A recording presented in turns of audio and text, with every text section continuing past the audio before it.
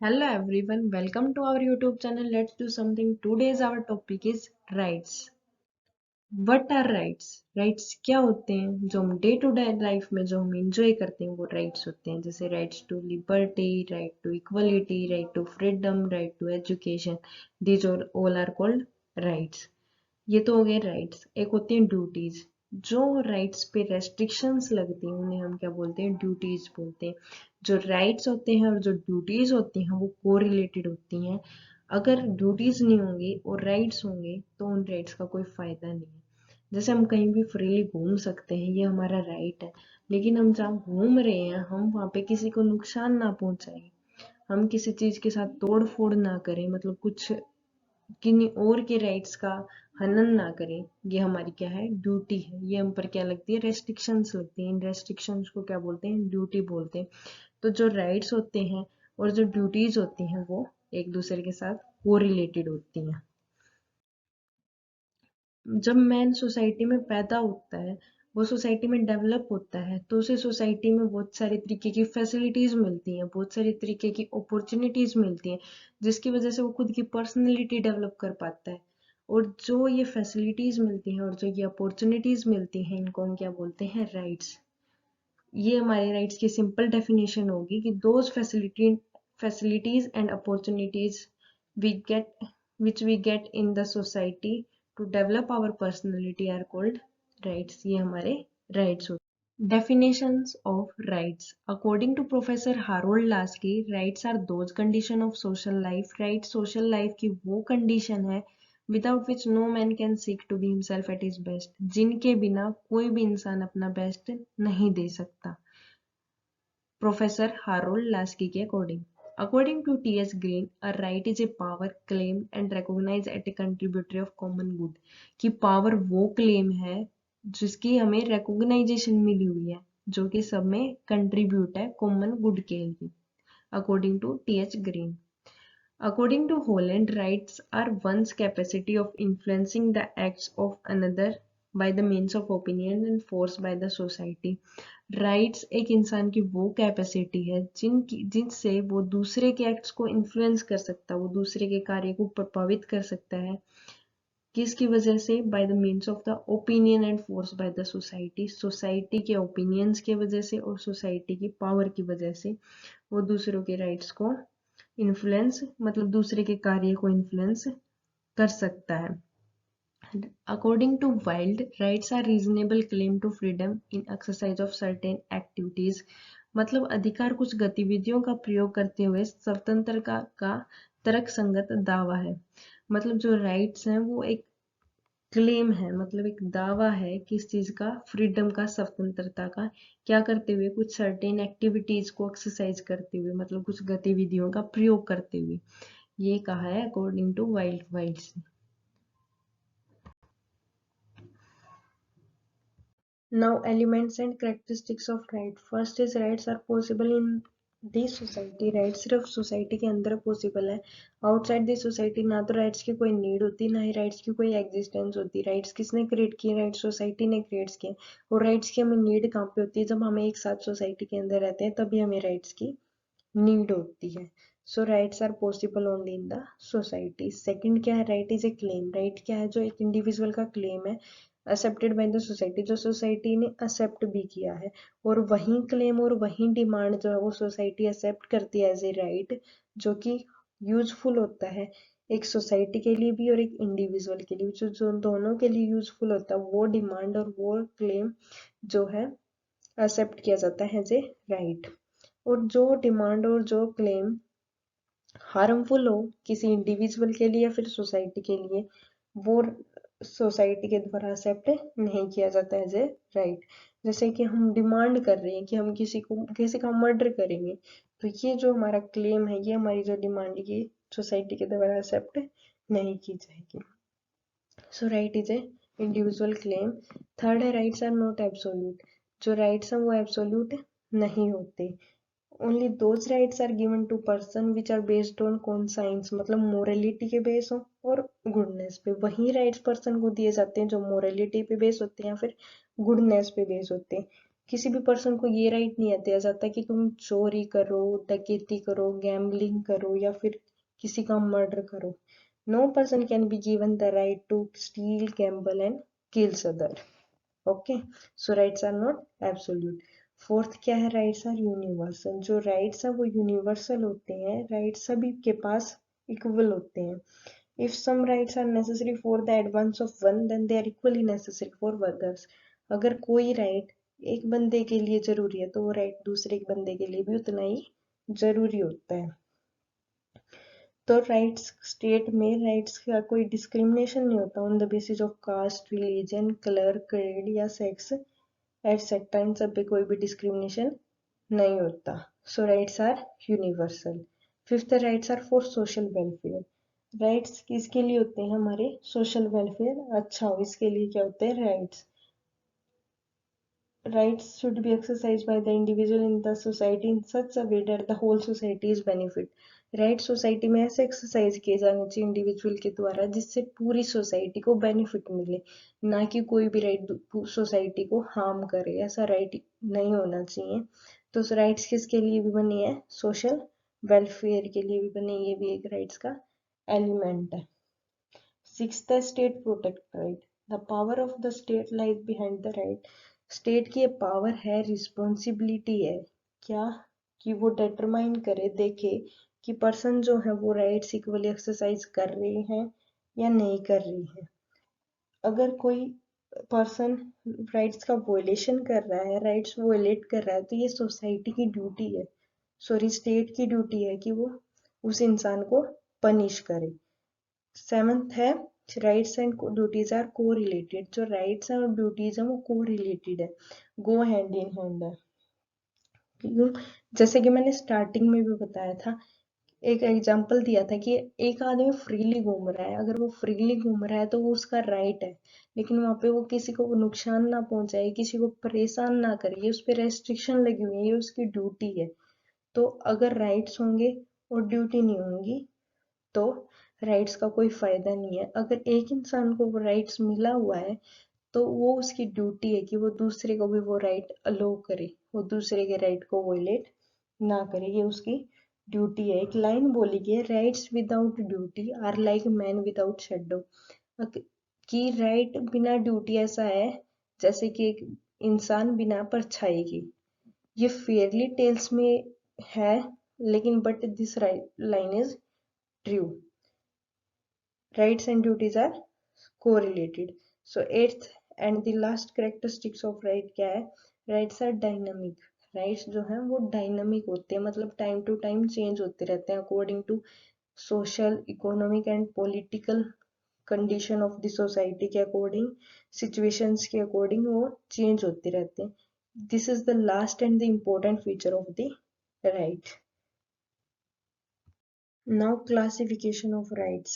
Rights तीन type में classify किए गए हैं. First is natural rights, second is moral right and third is legal rights. Natural rights क्या होते हैं, those rights which were enjoyed by the people in the state of nature. जो rights people के द्वारा state of nature में enjoy किए जाते हैं उनको क्या बोलते हैं, नेचुरल राइट्स. जॉन लोके का क्या ओपिनियन है, that in state of nature people enjoy the right to life, right to property and right to freedom. John लोके के अकॉर्डिंग जो राइट टू प्रॉपर्टी है, राइट टू फ्रीडम है, राइट टू लाइफ है, ये सब क्या है, नेचुरल राइट्स हैं जो कि पीपल एंजॉय करते हैं स्टेट ऑफ नेचर में. Many political thinkers regard the natural right as a right given to man by God. बहुत सारे political thinkers क्या बोलते हैं, जो natural rights हैं वो होते हैं जो हमें भगवान ने दिए हैं. लेकिन मॉडर्न टाइम में क्या है, जो पॉलिटिकल थिंकर है वो इनके व्यूज को सपोर्ट नहीं करते. वो क्या बोलते हैं, जो राइट्स हैं वो नेचुरल राइट्स हैं वो किसी भगवान ने नहीं दिए. Before the origin of the state and society natural rights exist नहीं करते थे. नेचुरल राइट्स का ओरिजिन कब हुआ है, जब स्टेट और सोसाइटी आई है. स्टेट और सोसाइटी ने जो है नेचुरल राइट्स को क्रिएट किया है. ये क्या किसके व्यूज हैं, पॉलिटिकल थिंकर्स के मॉडर्न टाइम में. तो ये थे हमारी नेचुरल. सेकंड क्या है हमारा मोरल राइट्स। मोरल राइट्स किस पे डिपेंड होते हैं, इथिकल फीलिंग्स पे डिपेंड होते हैं इंसान की पे, मतलब मोरलिटी पे बेस्ड होते हैं। ये वो राइट्स होते हैं जो हमें किसी लीगल अथॉरिटी ने ग्रांट नहीं किए गए हैं, ये मोरलिटी के बेस पे जो बने हुए राइट्स होते हैं वो होते हैं। इन राइट्स के लिए हम कहीं भी लीगल अथॉरिटी के पास नहीं जा सकते, कोर्ट नहीं जा सकते इन राइट्स के वोलेशन पे। तो एग्जाम्पल है जैसे कि पेरेंट्स के पास क्या है, राइट है कि उनको help, they should be assisted by their children in their old age, कि उनको बुढ़ापे में उनके बच्चों के द्वारा हेल्प मिलेगी, वो उनको उनकी केयर करेंगे, असिस्ट करेंगे। बट अगर उनके बच्चे बुढ़ापे में उनको असिस्ट नहीं करते हैं तो वो कहीं भी किसी भी लीगल अथॉरिटी के पास नहीं जा सकते, कोर्ट के पास नहीं जा सकते, या फिर किसी भी कमांड ऑफ लॉ की हेल्प नहीं ले सकते। तो ये क्या होते हैं, हमारे मोरल राइट्स होते हैं। थर्ड है legal rights. The rights which are granted to man by law and are protected by law are known as legal rights. मतलब वो राइट्स जो मैन को लॉ के द्वारा ग्रांट किए गए हैं और जो प्रोटेक्ट किए जाते हैं लॉ के द्वारा, उन्हें क्या बोलते हैं हम, लीगल राइट्स। इन राइट्स के वोलेशन पे हम कोर्ट में जा सकते हैं, किसी भी लीगल अथॉरिटी के पास जा सकते हैं, तो इनको क्या बोलते हैं, लीगल राइट्स। जैसे कि हमारी कंट्री में किसी भी कोई भी इंडिविजुअल राइट्स एंजॉय कर रहा है, right to life, right to property. अगर कोई भी स्ट्रॉन्ग पर्सन आके, कोई भी पावर वाला पर्सन आके उसके राइट्स को होल्ड करने की कोशिश करता है, छीनने की कोशिश करता है फोर्स के द्वारा, तो जिसका राइट वोलेट हुआ है जिसका, तो वो अपने लिए लीगल अथॉरिटी के पास जा सकता है वो अपने राइट के लिए। These days women also have the legal right to inherit their ancestral property। Womens को भी अब कुछ राइट्स मिले हुए हैं क्या, जैसे कि वुमेन्स के पास अब लीगल राइट है, अगर उसका वे दो भाई बहन होंगे तो आधी प्रॉपर्टी उसके भाई के नाम पे होगी, आधी प्रॉपर्टी उसके नाम पे होगी। तो उसका भी अब हक होगा, मतलब वुमेन का भी उस पे हक होगा उसके एंसेस्ट्रल प्रॉपर्टी पे। तो ये राइट वुमेन को मिला हुआ है। Second, in certain situation they have legal right to divorce. कुछ सिचुएशन है जैसे डोरी सिस्टम है, अगर कोई दहेज मांगता है या फिर कोई और दिक्कत है, मतलब कुछ भी है, तो वुमेन्स के पास भी ये हक है कि वो किसी को भी, मतलब किसी को डिवोर्स दे सकते हैं वो अपनी मर्जी से, ये उनका हक है। तो ये बोलते हैं लीगल राइट्स। अब आता है लीगल राइट्स के भी कुछ टाइप होते हैं, 4 टाइप होते हैं लीगल राइट्स के भी, fundamental rights, political rights, economic rights और सोशल राइट्स। अब हम इनको एक एक करके पढ़ेंगे। फर्स्ट है हमारा फंडामेंटल राइट्स। फंडामेंटल राइट्स क्या होते हैं, फंडामेंटल राइट्स वो राइट्स होते हैं जो एसेंशियल होते हैं to develop the personality of an individual, मतलब एक इंडिविजुअल की पर्सनैलिटी को डेवलपमेंट करने के लिए जो राइट्स नेसेसरी होते हैं ना, उनको हम फंडामेंटल राइट्स बोलते हैं। फंडामेंटल राइट्स जो है वो हमारे कॉन्स्टिट्यूशन में डिस्क्राइब किए गए हैं, इसीलिए इन राइट्स को हमारी जो स्टेट की जो गवर्नमेंट है ना वो भी वोलेट नहीं कर सकती। ये राइट्स जो है वो USA, USSR, Japan, France, India, Switzerland and many other countries और बहुत सारी कंट्रीज में जो है मिलते हैं। ये 6 टाइप के होते हैं फंडामेंटल राइट्स। फर्स्ट है right to equality. Right to equality क्या होता है, ये मतलब कि डिस्क्रिमिनेशन ना होना किसी भी बेस पे, on the basis of caste, colour, creed, sex, religion etcetera, किसी भी बेस पे कोई डिस्क्रिमिनेशन नहीं होता। कोई अमीर है तो कोई गरीब है, मतलब स्टेट के लिए, लेकिन कंट्री में सब सिटीजन क्या है, बराबर है, सबको एक तरीके के राइट मिले हुए हैं। ये जो राइट है ये डिस्क्राइब किया गया हमारे कॉन्स्टिट्यूशन के आर्टिकल 14 टू 18 में। The same laws are applicable to everyone from the president to the common citizen, मतलब चाहे वो देश का प्रेसिडेंट हो या फिर एक कॉमन सिटीजन हो, लॉज दोनों के लिए क्या होंगे, बराबर होंगे। अगर कोई लॉज का वोलेशन करेगा तो फिर सजा भी दोनों को बराबर मिलेगी। The state does not confer any kind of the title or any citizen except for academic or military title। academic और military title को छोड़ के स्टेट किसी भी सिटीजन को किसी भी तरीके का टाइटल नहीं दे सकती। ये हमारा राइट टू इक्वलिटी में आता है, ये हमारे कॉन्स्टिट्यूशन में डिस्क्राइब किया गया है। ये था हमारा राइट टू इक्वलिटी। सेकंड है हमारा right to freedom. Right to freedom में क्या होता है, ये हमारे कॉन्स्टिट्यूशन के आर्टिकल 19 टू 22 में डिस्क्राइब किया गया है। This right is the soul of the fundamental rights. ये राइट क्या है? फंडामेंटल राइट्स की आत्मा बोला जाता है इस right. Without this right other rights have no, मतलब इस राइट के बिना और जो राइट है उनकी कोई मतलब महत्व नहीं होता अगर ये राइट ना हो तो। On the basis of this right only democratic society can be imagine.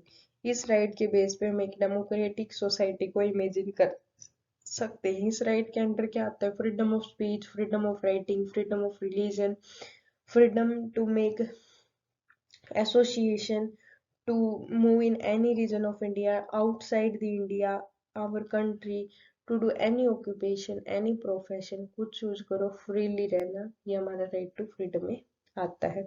Third हमारा राइट अगेंस्ट एक्सप्लोइटेशन। मतलब राइट अगेंस्ट एक्सप्लोइटेशन में क्या होता है? वीकर सेक्शन को प्रोटेक्ट, मेन पर्पज क्या होता है? वीकर सेक्शन को प्रोटेक्ट करना। किससे? जो पावरफुल क्लास है उनसे। ये राइट जो हमारा आर्टिकल 23 और 24 में डिस्क्राइब किया गया है कॉन्स्टिट्यूशन में। इस राइट के अकॉर्डिंग क्या है? जो हमारे मतलब वीकर सेक्शन हमारी कंट्री के, उनके साथ जो इनजस्टिस होती है, उस इनजस्टिस से उनको प्रोटेक्ट करने के लिए राइट बनाया गया, right against exploitation. Prohibits all type of force labour, child labour and trafficking of people. मतलब ये राइट क्या करता है? बंद करता है सभी तरीके की फोर्स लेबर, जो जबरदस्ती लेबर बनाई जाती है, फिर चाइल्ड लेबर होती है, फिर जो पीपल की ट्रैफिकिंग होती है, इन सबको क्या करता है? बंद करता है।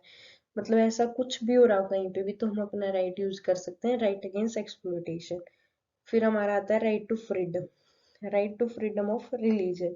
Right to freedom of religion जो हमारे इंडिया के सभी सिटीजन को ग्रांट किया गया है, ये हमारे आर्टिकल 25 और 26 में आता है कॉन्स्टिट्यूशन में। इसके अकॉर्डिंग क्या है? India has been declared secular state in preamble of the constitution. India को कॉन्स्टिट्यूशन की जो प्रेम्बल है उसमें क्या किया गया? एक सेकुलर स्टेट डिक्लेयर किया गया है। इसके अकॉर्डिंग क्या है? All religion are equal. मतलब इंडिया में सभी रिलीजन इक्वल है, कोई परमानेंट मतलब ज्यादा सुपीरियर नहीं है कोई रिलीजन वाले पर्सन, या फिर कोई रिलीजन वाले पर्सन इंफीरियर नहीं है। मतलब सबको इक्वल अपॉर्चुनिटीज मिलती हैं, सबका रिलीजन जो है इक्वल है। This means that every person can adopt the method of worship as he wishes. वो अपने पूजा पाठ का तरीका, मतलब जो वो रिलीजन अडॉप्ट करना चाहता है वो रिलीजन अडॉप्ट कर सकता है, अपने अकॉर्डिंग वो अपने फेस्टिवल सेलिब्रेट कर सकता है। और एक बात ये है इसमें, religious education is band in state educational institution. जो रिलीजियस एजुकेशन है ना, वो बैन की गई है स्टेट एजुकेशनल इंस्टीट्यूशन में। मतलब किसी भी पर्टिकुलर रिलीजन की एजुकेशन नहीं दी जाती स्टेट एजुकेशनल इंस्टीट्यूशन में। फोर्थ हमारा cultural and educational right. Cultural and educational right ये हमारा 29 and 30 article of the constitution में डिस्क्राइब किया गया है। ये मेनली किसके लिए प्रोवाइड किया जाता है? जो स्पेशल माइनॉरिटी वाले पीपल होते हैं उनके लिए प्रोवाइड किया जाता है। इसकी बहुत ज़्यादा ग्रेट इंपॉर्टेंस है इंडिया में, क्योंकि इस इंडिया में अलग अलग कास्ट के, अलग अलग लैंग्वेज के, अलग अलग रिलीजन के, अलग अलग कल्चर के, मतलब हर तरीके की वैरायटी मिलती है इंडिया में। इसलिए ये राइट जो है इंडिया के लिए बहुत ज़्यादा इम्पोर्टेंट है। Cultural and educational right, her culture को एक समान माना गया है इंडिया में, किसी भी कल्चर के साथ कोई भी डिस्क्रिमिनेशन नहीं किया जाता। अगर होता है तो ये राइट उसी के लिए बना होता है कल्चरल राइट। कल एजुकेशनल राइट मतलब सभी को एजुकेशन पाने का हक है। जो चिल्ड्रंस होते हैं age 6 years to 18 years have a right to free education. उनके पास राइट है कि वो फ्रीली एजुकेट हो सकते हैं, मतलब फ्रीली अपनी स्टडी कर सकते हैं। अगला है हमारा right to constitutional remedies. Right to constitutional remedies में क्या होता है? इफ द गवर्नमेंट और any other person institution obstruct our rights, मतलब कोई पर्सन, कोई गवर्नमेंट या फिर कोई प्राइवेट इंस्टीट्यूशन हमारे राइट्स को विलेट करता है, then these rights becoming then that person can demand the protection of his fundamental rights in the Supreme Court or High Court। तो वो पर्सन डिमांड कर सकता है अपने राइट की प्रोटेक्शन, अपने फंडामेंटल राइट्स की प्रोटेक्शन कहाँ पे जाके? सुप्रीम कोर्ट और हाई कोर्ट में जाके। ये होता है अकॉर्डिंग टू हमारे राइट टू कॉन्स्टिट्यूशनल रेमेडीज के अकॉर्डिंग। तो ये थे हमारे 6 फंडामेंटल राइट्स। सेकेंड है हमारे political rights. These are the rights of the citizen through which he can participate in the politics and administration of the country. इन rights के according क्या जो सिटीजन है वो अपने देश की, अपनी कंट्री की पॉलिटिक्स में, उसके एडमिनिस्ट्रेशन में पार्टिसिपेट कर सकता है। और ये जो राइट्स हैं ये सिर्फ डेमोक्रेटिक स्टेट्स में ही अवेलेबल होते हैं, हर सिटीजन को अवेलेबल होते हैं राइट्स के। इनके अकॉर्डिंग इन पर कोई भी डिस्क्रिमिनेशन नहीं होता। ये 5 तरीके के होते हैं पॉलिटिकल राइट्स। फर्स्ट है राइट टू वोट।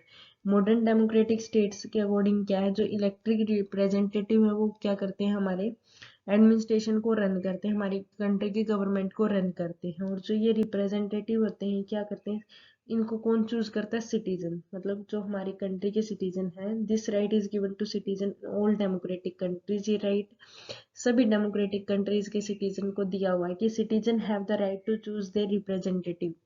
कि जो सिटीजन है कंट्री के, उनको पूरा हक है कि वो अपने देश के रिप्रेजेंटेटिव को चुने।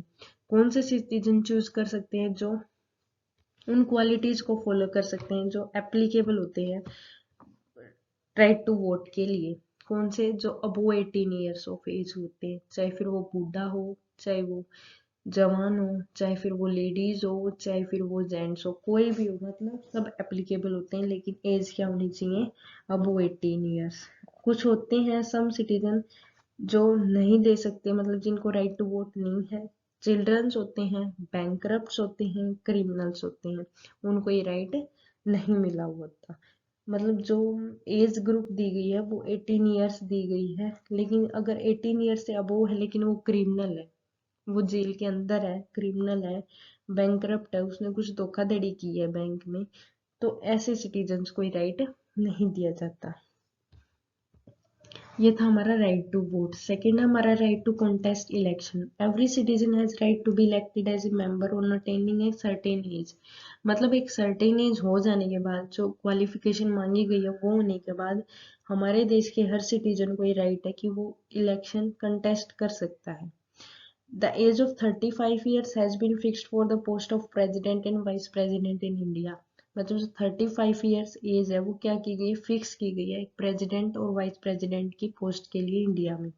25 is fixed for the Lok Sabha. Lok Sabha के इलेक्शन लड़ने के लिए जो एज है वो 25 ईयर्स फिक्स की गई है।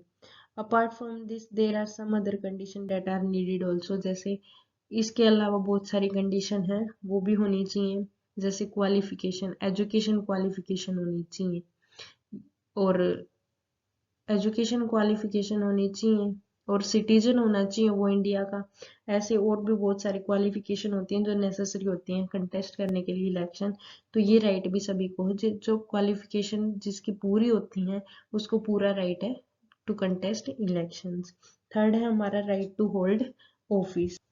मतलब right to hold public office. This right means that every city having certainties is entitled to hold government office। मतलब जो क्वालिफिकेशन कंप्लीट करता है और जो मतलब है एप्लीकेबल उसके लिए, तो वो गवर्नमेंट ऑफिस होल्ड करने की उसको पूरा राइट है। State should not discriminate on the basis of class, sex, caste, language etcetera.